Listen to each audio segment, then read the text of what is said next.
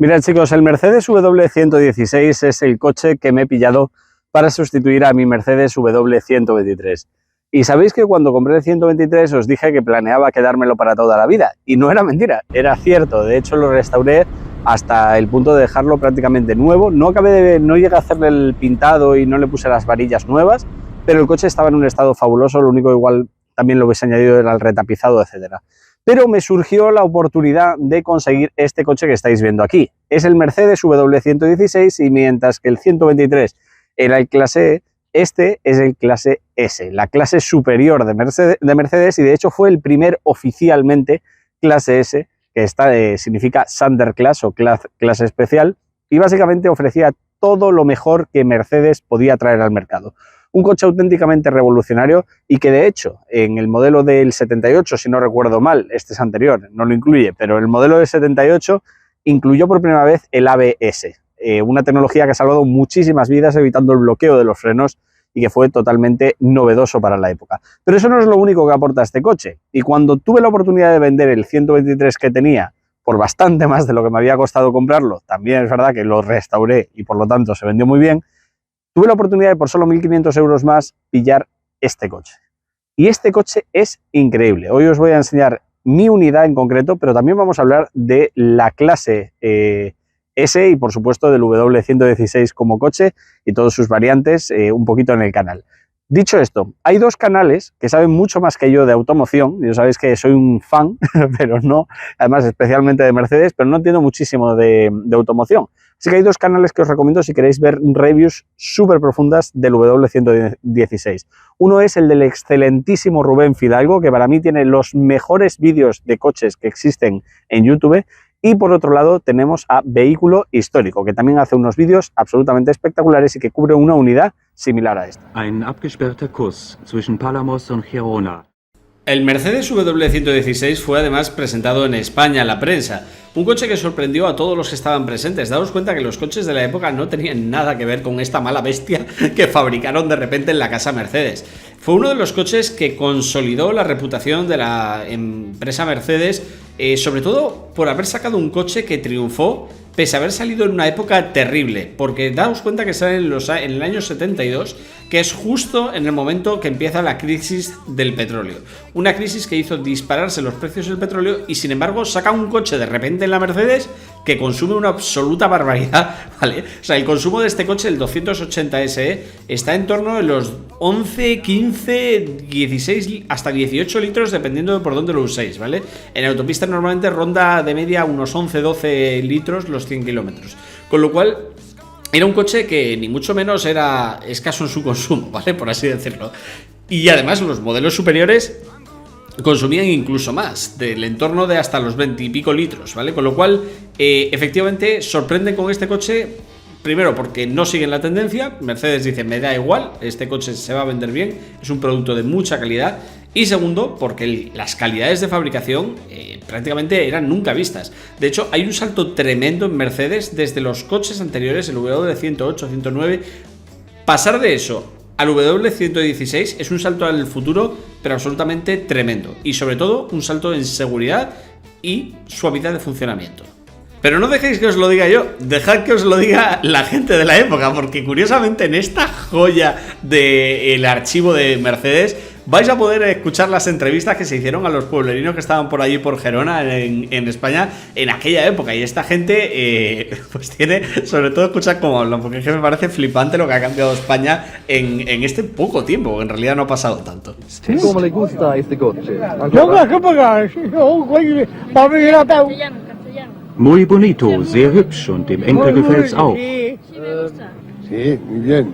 Fenomenal. Ja, muy bien, sehr gut, ja, sehr hübsch. Das ist eine fabelhafte Sache, hier hat man noch nie so ein Auto gesehen. Esta es para mí la frase que lo resume todo, ¿no? No se habían visto nunca aquí unos coches así. Si os leéis los análisis de la época, de hecho podréis ver la impresión que se llevan los periodistas al probar este coche. Como os digo, era un salto al futuro y se notaba. Y desde luego no se quedaron tranquilos observándolo los periodistas, porque lo que podéis ver aquí son las pruebas que hicieron corriendo con estos coches. En aquella época los periodistas eran periodistas de verdad. Y fijaos las pruebas que hicieron con los coches a toda velocidad por los barrios españoles.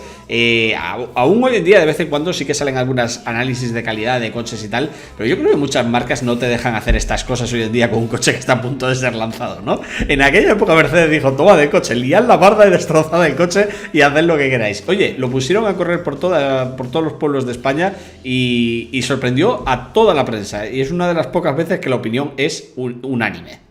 Mira, del Mercedes W116 vino muchas variantes, pero concretamente la unidad que estamos analizando aquí es el 280 SE.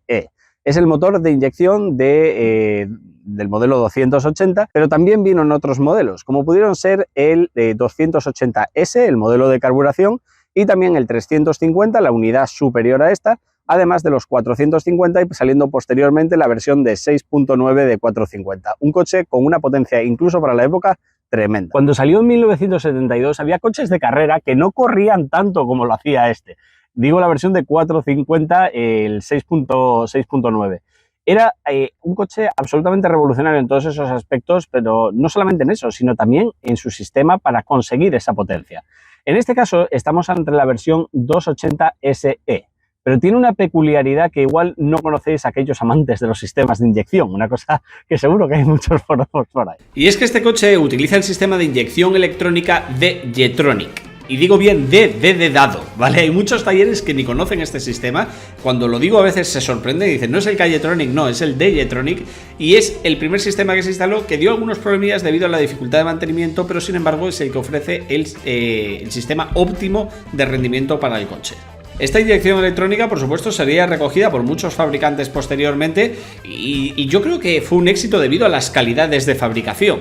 Básicamente estos coches estaban hechos con una serie de materiales absolutamente indestructibles y aportaban no solamente protección al interior del vehículo con zonas deformables y todas estas cosillas de protección, eso sí, los airbags aún no estaban incluidos, llegarían con el W126 y el 123 más adelante, pero las calidades de construcción además también protegían lo que era el interior del motor. Por ejemplo, cuando llueve, el coche tiene desvíos por los laterales para desviar el agua y que no te moje el parabrisas, lo que hace que el conductor vea mejor, pero también tiene sumideros y zonas de desagüe para que todas las zonas de agua que pudiesen entrar al motor no lo hagan, y está muy bien diseñado, a diferencia de lo que ocurre, por ejemplo, con algunos Citroën modernos que se acaban oxidando partes porque se cuela el agua al motor, para evacuar todo esto y que siempre funcionara que se conservara en el tiempo de una manera asombrosa. Pero bueno, este coche que tenía, mirad, para empezar tiene caja de cambios automática, tiene dirección asistida, tiene ventanas eléctricas todas ellas, tiene radio con una antena automática que cuando enciendes el coche y enciendes la radio sube y automáticamente cuando apagas el coche la antena se resguarda. Tiene unos frenos extraordinarios de discos en las 4 ruedas, 2 de ellos autoventilados. Es un coche que tiene también una de las tecnologías que le encantaba a Mercedes poner, que es el tema de los faros. Veis que están como escalonados y esto estaba diseñado para que si nevaba o había tierra y se ensuciaba y tal, siempre hubiese una parte del faro que quedaba visible. Tenía unos parachoques la mar de majos. Si los comparáis con los de los americanos, igual nos quedamos un poquito atrás, pero los americanos la verdad es que son mucho más feos, aquí se ven espectaculares. Y una de las cosas más impresionantes tecnológicamente es que este es el modelo 280 SE.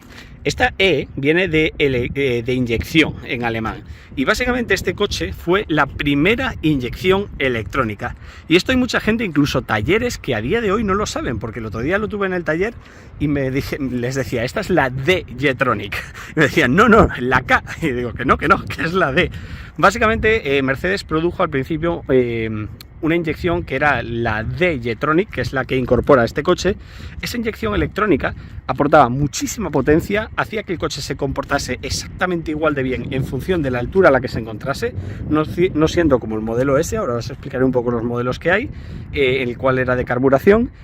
y además hacía que fuera más eficiente en consumo de combustible. El problema de la inyección electrónica es que es extremadamente compleja, ¿vale? Hay una guía por ahí que si os ponéis lo podéis aprender, pero es una inyección que prácticamente a día de hoy nadie trabaja. Muy pocos talleres saben cómo utilizarla, solo los antiguos veteranos que trabajaban con estos coches, y a día de hoy no sé si será de hecho el único de Jetronic que hay en toda Canarias. No lo sé, no a ciencia cierta, pero no he encontrado a nadie más en foros y tal que tenga el mismo vehículo.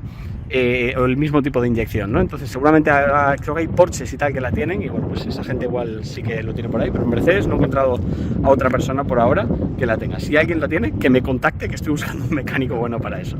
El problema, claro, es que cuando falla algo es difícil de subsanar. Concretamente, ya hemos encontrado el problema. El coche este tiene un problema en el encendido en frío. Cuando está en caliente, enciende de maravilla, hace pop y enciende a toda mecha. El problema es cuando está en frío, lo dejas toda la noche, le costaba encender. Y esto derivaba de dos problemillas. Uno, que había una manguerita que tenía un agujero, la hemos cambiado por 40 euros y ya va de maravilla, pero eso, era el problema de que se apagaba a veces el coche, ¿no? Era una manguerita de vacío en la parte delantera. Y el problema del encendido en frío es porque alguno de los inyectores tiene rumbre, porque tuvimos que vaciar el tanque de combustible, se abrió el tanque de combustible en dos, se limpió por dentro y sacamos muchísimo óxido. Entonces hubo que cambiar todo el sistema de combustible hasta llegar adelante, pero aún me queda limpiar los inyectores y para eso tengo cita en Mercedes para hacerlo. Otro problemilla, el radiador.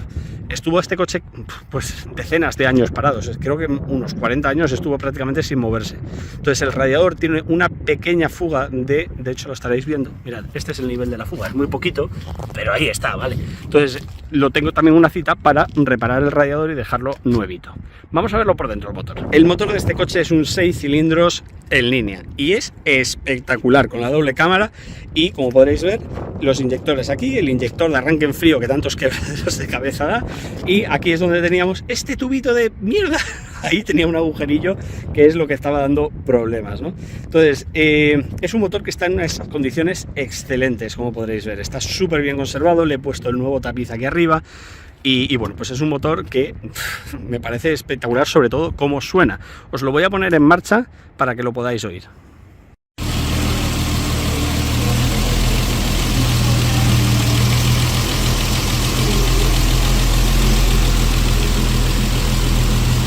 Existe también una inyección K-Jetronic, una inyección mecánica más moderna, pero que si no recuerdo mal era menos eficiente en la potencia que aportaba.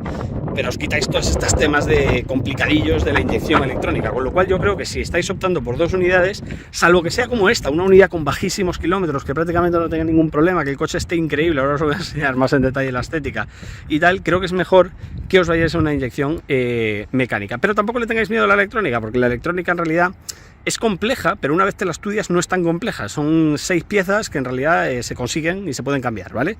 O sea que tampoco es una cosa extremadísimamente complicada.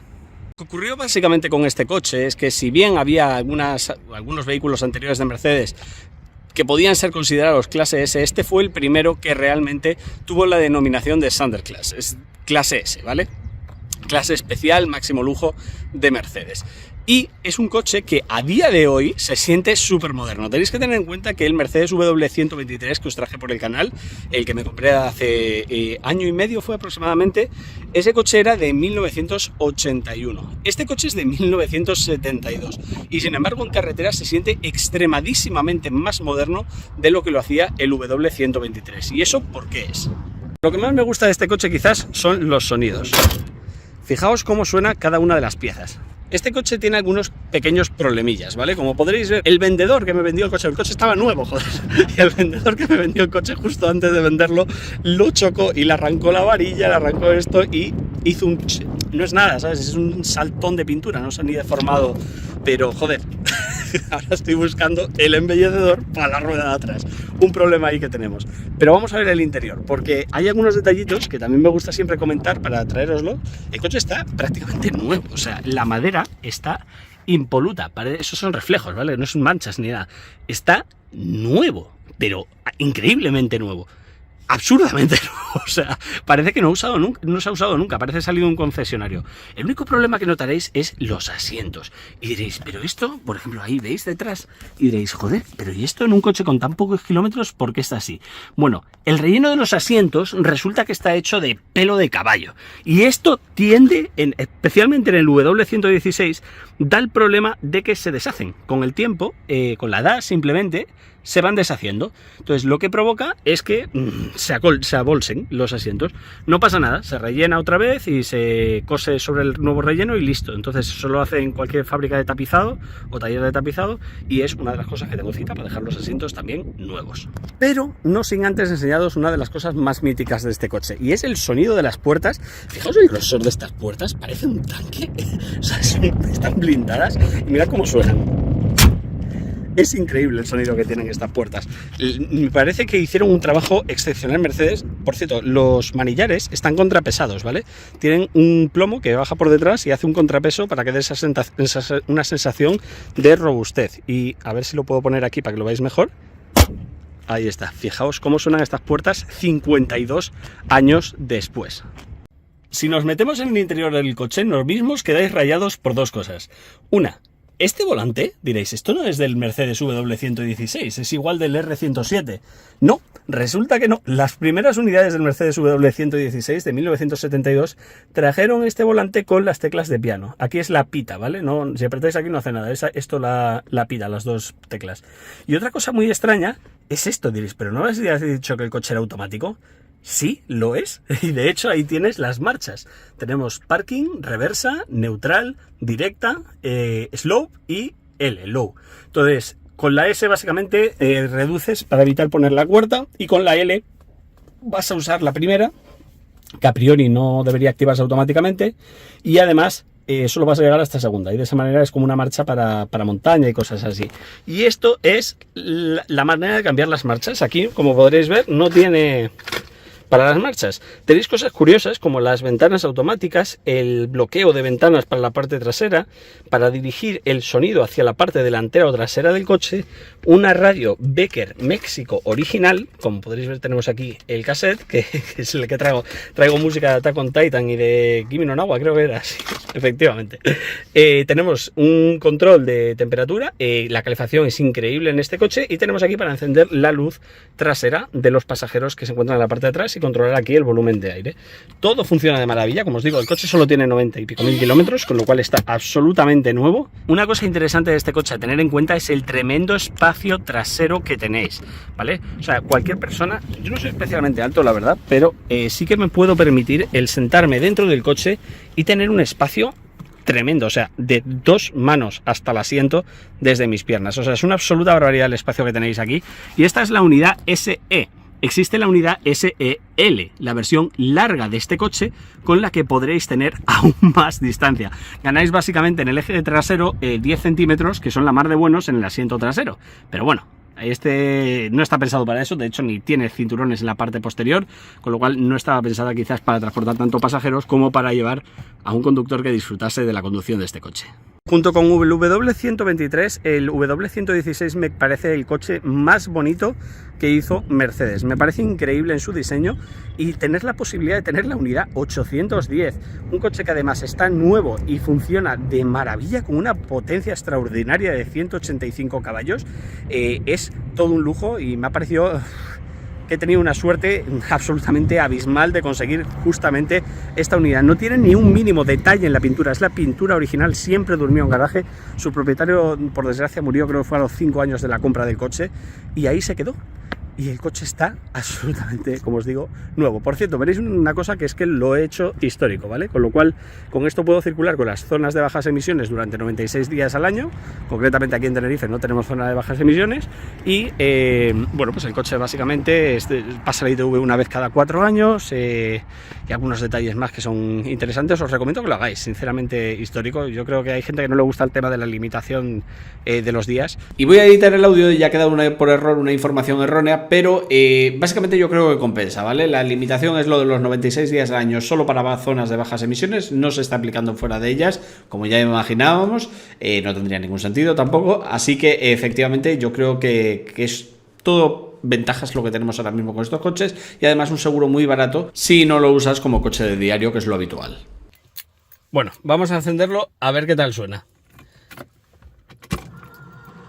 Bueno, vamos a quitar la radio porque, como podréis ver, está subiendo la antena por ahí. Apagamos la radio y vamos a encender. Como podréis ver, como está en frío, pues le ha costado un pelín arrancar. Eso es lo que le cuesta. Realmente tampoco es una cosa exagerada, pero sí que es algo que me gustaría solucionar para que arranque fluidito. Perfecta temperatura, perfecta presión de aceite. Tenemos 94.000 y le he hecho 1.500 kilómetros ya, ¿vale? O sea, lo compré con 93.000 kilómetros. Tremendo, chicos. Realmente espectacular. Vamos a probarlo en carretera. Ahora sacaré la GoPro para que lo veáis en condiciones, os lo enseñaré en autopista y todo, pero por lo pronto os lo quiero enseñar aquí en unas carreteras chiquitinas donde estamos en el puerto de Tenerife. Y bueno, pues efectivamente, como podréis ver, el coche se comporta de maravilla. Vamos a ver que no venga nadie. Efectivamente no viene nadie, podemos acelerar. Mirad cómo suena.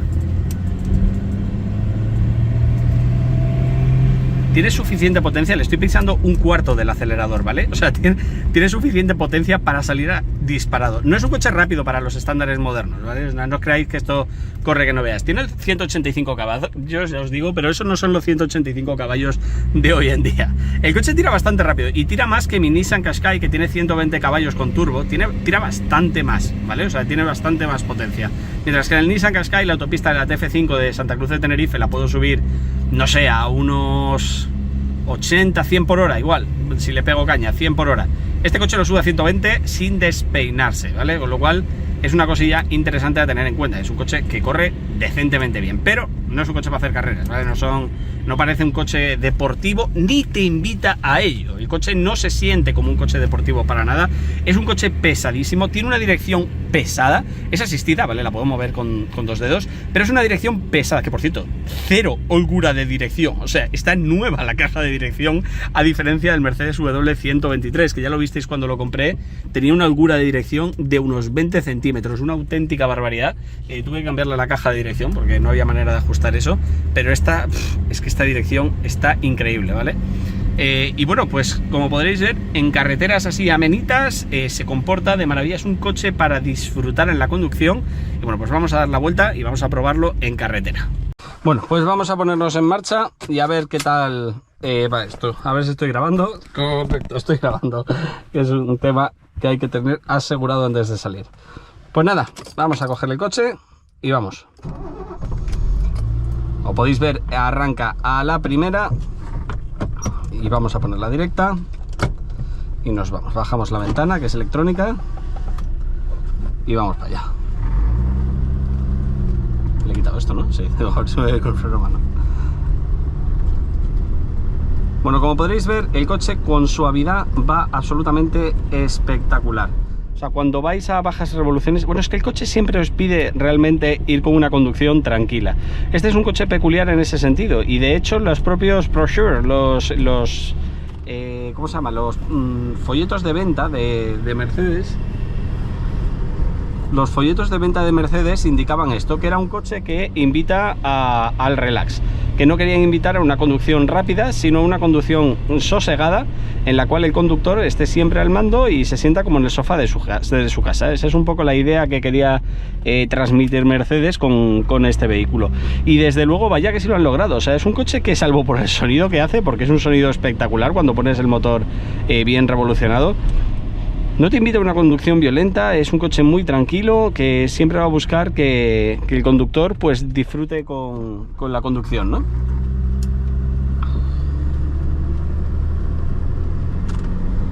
Mira, por ejemplo, aquí tenemos un badén. Vamos a pasar ahora al badén y a ver qué tal se comporta el coche, ¿vale? A ver si notáis visualmente el badén. Sé que he hecho un poquito de trampa porque estoy con una GoPro, pero es que ni se nota. El coche pasa los badenes como si estos no existiesen, lo cual es absolutamente increíble. La amortiguación de este coche fue espectacular en su momento. No solamente la amortiguación más elaborada, hidroneumática, que incluyó el 450 6.9 y tal, esa amortiguación, que fue una copia prácticamente textual de la de Citroën, únicamente con los pequeños cambios suficientes para que no se comieran una demanda, esa suspensión es increíble, ¿vale? Es como ir en una nube, pero esta es una suspensión al uso y sin embargo el coche se siente muy blando, como si estuvieras en una nube, pero no como los coches americanos que parece que va flotando en una cosa extraña y no tienen como ninguna sensación de carretera. Este coche sí, transmite todo lo que hay en el suelo, puedo notar perfectamente a través del volante, a través del vehículo, las imperfecciones en la carretera, pero cuando hay un bache el coche no hace un movimiento brusco, sino que lo supera con extrema suavidad, algo que otros vehículos, pues a día de hoy, por ejemplo, es que hemos ido para atrás con el tema de las amortiguaciones, hemos ido muy hacia atrás. O sea, mi Nissan Qashqai parece que te vas a romper el cuello cuando pasas un bache gordo, el coche pega un bombazo, hace un ruido tremendo, y en cambio este coche justo lo contrario, o sea, es una extrema suavidad. Daos cuenta que el Mercedes W123 que tenía, vamos a oír el motor.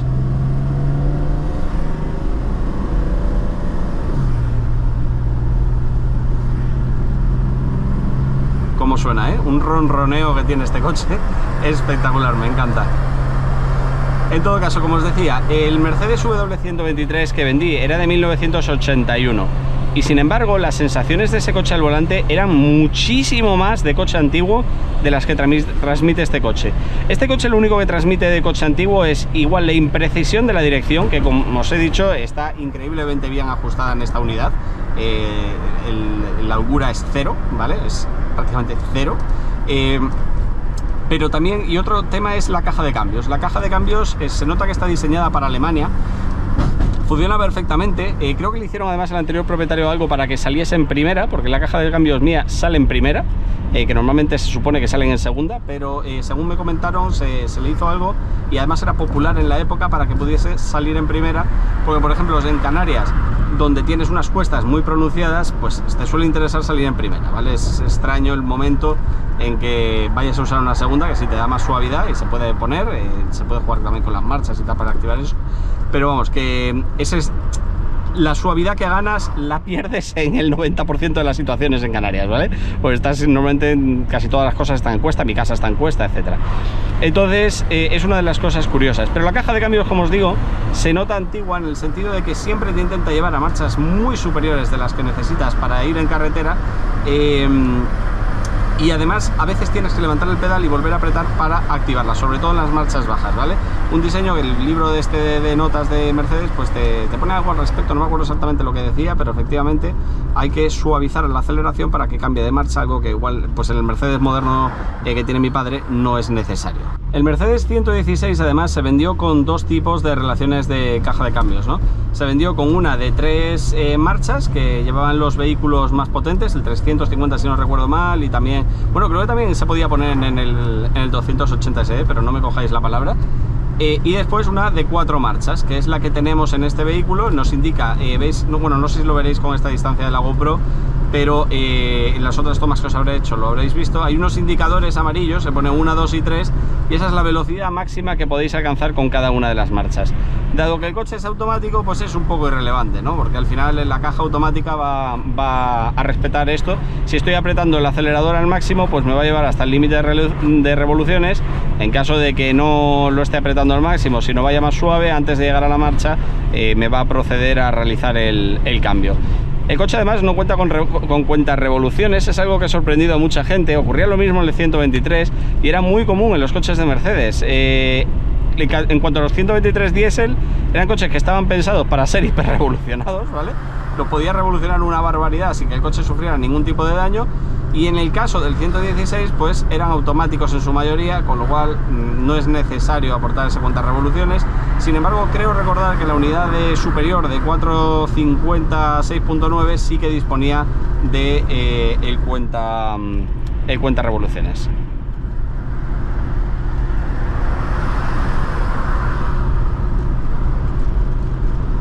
Mirad chicos, vamos a sacarle el coche un poquito a la autopista para que lo podáis ver en acción en su estado natural. Porque donde este coche realmente brilla es en los trayectos de autopista. Es un coche que está pensado para... Bueno, me he metido aquí, en realidad podría haberme quedado en el otro carril. Es un coche que está pensado para la autobahn, para pillar unos trayectos extremadamente rápidos. Puede circular a 190 por hora sin ningún problema todo el día. Y aunque había una cosa curiosa, que os la dejo por ahí por si alguien no lo sabe y siente curiosidad, en el panfleto australiano de venta del coche recomendaban no superar los 150 por hora con él durante mucho tiempo, que claro, para la época era una absoluta barbaridad, pero es una cosa curiosa. De hecho, algunas reviews de la época plantean que no se mantenga, pues lo mismo, dice, oye, el panfleto australiano dice que no más de 150, ¿no? Pero el coche, como podréis ver, ahora mismo estamos yendo a 90 por hora en tercera marcha, extrema suavidad. O sea, el silencio dentro del vehículo es muy elevado para un coche de la época. El aislamiento era muy bueno. Y fijaos, le estoy pisando aproximadamente un cuarto al coche, ¿vale? Si le empiezo a acelerar, puedo coger aquí velocidad. Y además tiene una opción que es apretar el pedal hasta el fondo, y esto lo tienen los Mercedes modernos también, es el kickdown. Básicamente vas a bajar una marcha y vas a poder coger la marcha anterior acelerando a toda potencia para coger pues una aceleración bastante más significativa de la que tienes en ese momento. Muy útil para adelantar a vehículos, etcétera.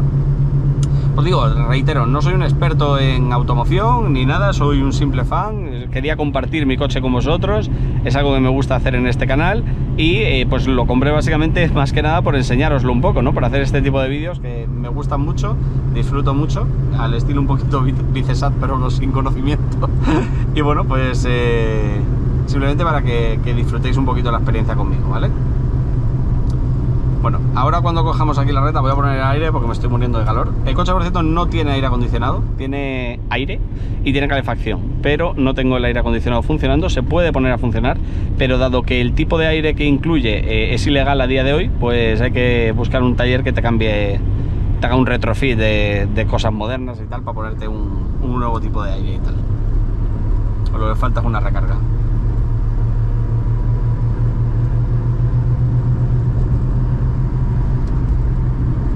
Bueno, vamos a acelerar aquí, ¿no? Para coger los 120, a ver qué me pase este.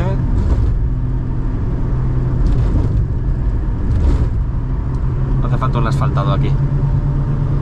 Mira cómo acelera.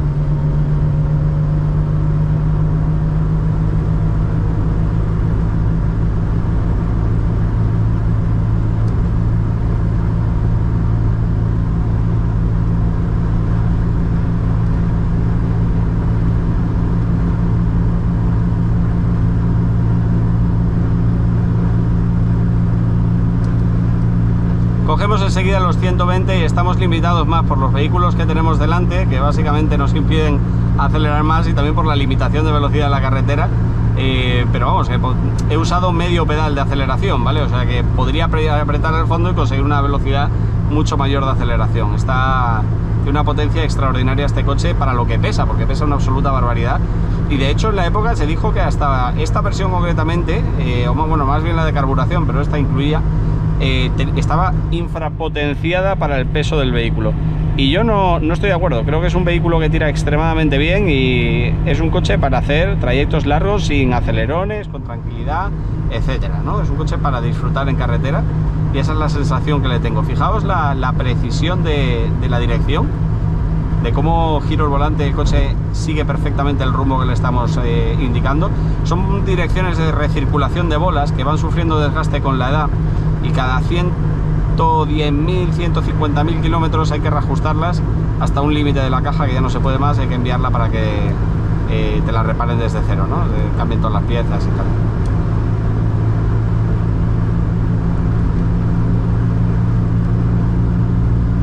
Estoy enamorado del sonido de este coche.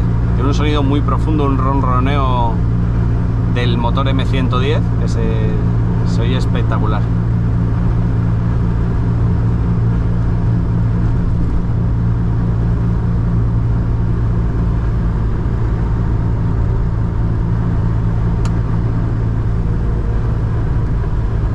Esto yo no lo entiendo. O sea, una autopista que te permite ir a 120 y el tío va por el carril del medio a 100 por hora. O sea, va más lento que los de la derecha. Y lo que pasa es que si yo acelero y le paso por la derecha, al que me multan es a mí, ¿sabes? No a él por ir en medio a 100 por hora, sino a mí que le adelante por la derecha. Entonces así de maravilloso es el código de circulación. Pero bueno. Voy a aprovechar también para enseñaros un poquito la isla, ¿no? De Tenerife es precioso.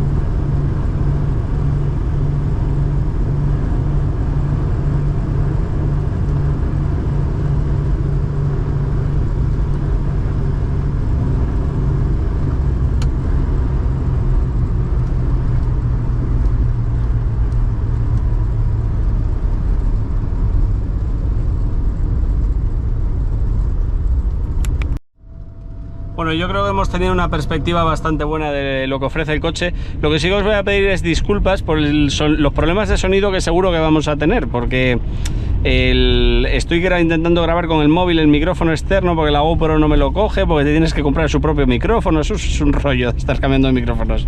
Así que os pido disculpas de eso. Pero bueno, estoy dando la vuelta ya para volver a casa y espero que os haya podido transmitir un poquito las sensaciones de este vehículo. Voy a grabar ya hasta que me quede sin batería, pero las conclusiones para mí son las siguientes. ¿Recomiendo este coche para alguien que se inicie en el mundo de los clásicos, como dice el canal de Vehículo Histórico?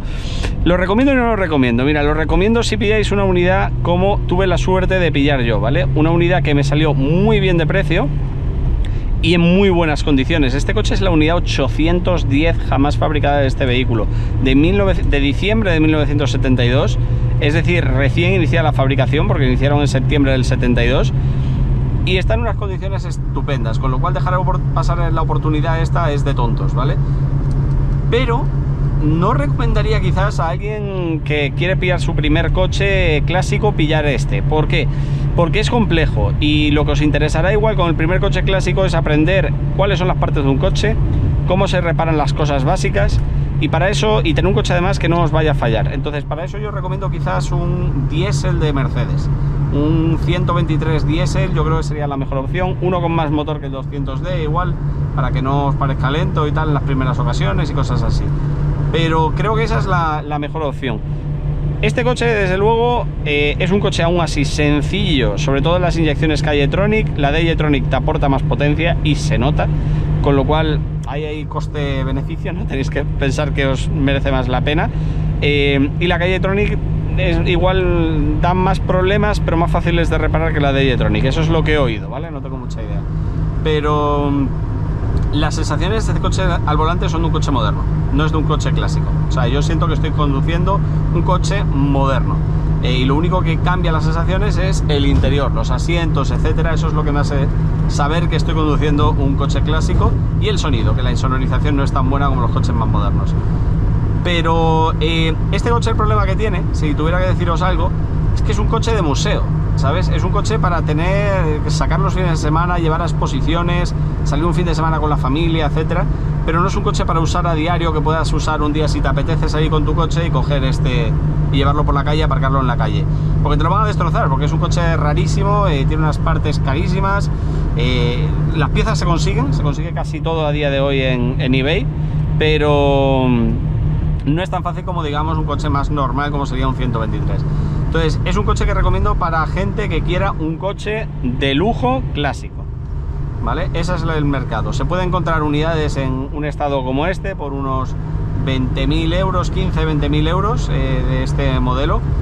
Y si queréis una unidad que esté en buen estado, pero que no sea una unidad tan rara, con el tema del cambio aquí, de cuero interior, queréis una unidad con Envitex, queréis una unidad que esté bien pero con 200 y pico mil kilómetros, etcétera, bueno, se pueden conseguir en el orden de los 7.000, 8.000, 9.000 euros, ¿no? Entonces esas son un poquito las ofertas que tenéis ahora mismo en el mercado. Con lo cual, igual el modelo de carburación de este sería muy interesante como primer vehículo y tal, pero para aquellos que sean entendidos y que estén buscando un vehículo clásico espectacular que disfrutar, sin duda alguna. O sea, este coche es perfecto. El salto que he pegado desde el otro a este no tiene ni punto de comparación. Me dio pena vender el 200D, de hecho si hubiese podido y hubiese tenido garaje me lo hubiese quedado, pero joder, cómo suena esto, increíble. Chicos, espero que os haya gustado el vídeo, os animo a darle a like si es así, a suscribiros si no lo estáis y queréis ver más vídeos de este Mercedes, que vamos a hacer, como hicimos en el otro, un seguimiento en el canal y hacer vídeos. Para eso lo he comprado, ¿no? Al final para que lo disfrutéis conmigo y bueno, pues ir haciendo las mejoras y arreglos y tal que necesite. Y nada, pues sin más os dejo con el sonidito del motor y nos vemos en el próximo episodio.